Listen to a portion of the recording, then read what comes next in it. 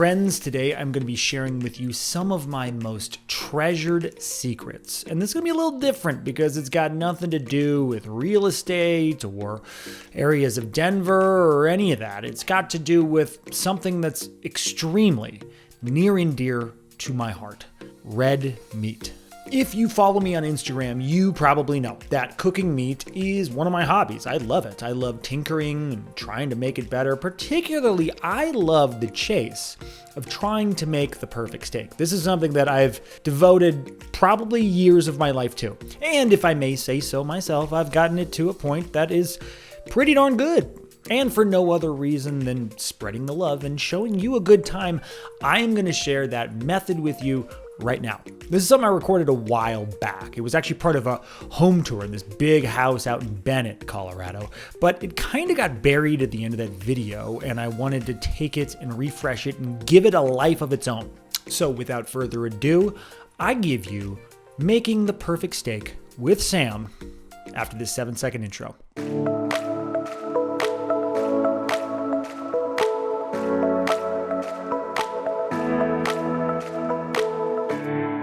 It starts with buying the steak. What you want to look for, first of all, you want to go to a reputable butcher, preferably if you can. Costco's got some good steaks too. You want to look for this good marbling, okay? That's the main thing. This is a New York strip. It's not the biggest steak in the world. It doesn't matter. We're not going for volume here. This has been about a 24-hour dry brine, so I've already put salt on it. You leave it in the fridge uncovered for up to 48 hours. I did 24.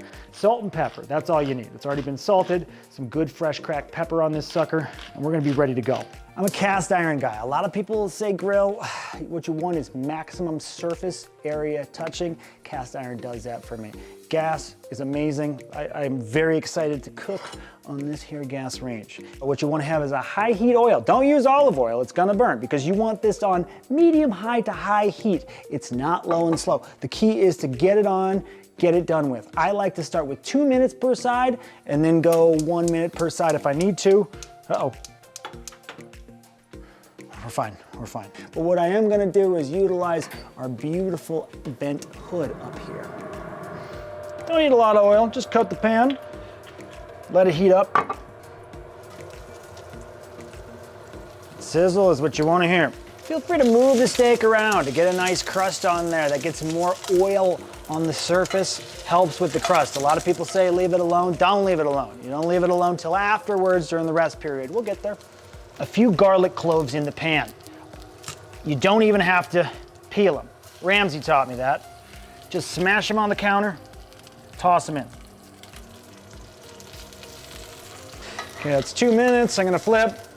Look at that, that nice golden brown, that's what we want. Get the sides too. What you're going for is a medium rare.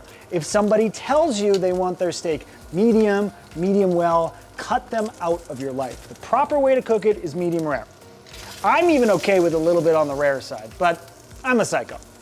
It's 2 minutes on each side. Gonna flip it back. Look at that. Look at that, man. It's beautiful.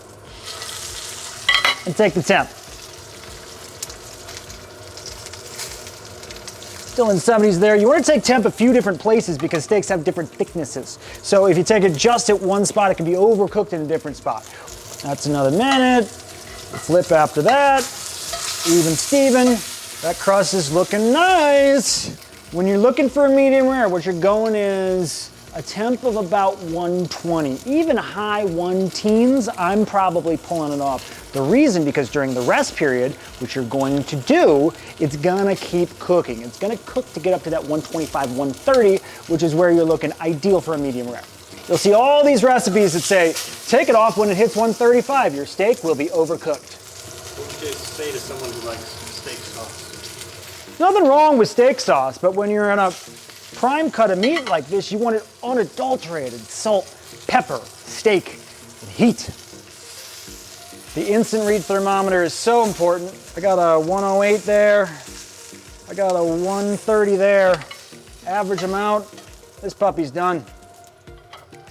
You take the steak off, and the first thing you do, in the words of Anthony Bourdain, is leave the steak the F alone. This should be resting for 5 minutes minimum, preferably 10. The point is, when you take this off, all the little particles and things are going crazy in the steak. They need time to settle down, because once they settle down, when you cut into it, the juices won't go everywhere. The juices will remain in the steak where God intended. Last thing, and this is kind of the secret sauce, a little butter back in the pan, let that melt. And we're gonna drizzle that over the steak once it's rested. Beautiful thing. I mean, is perfect okay?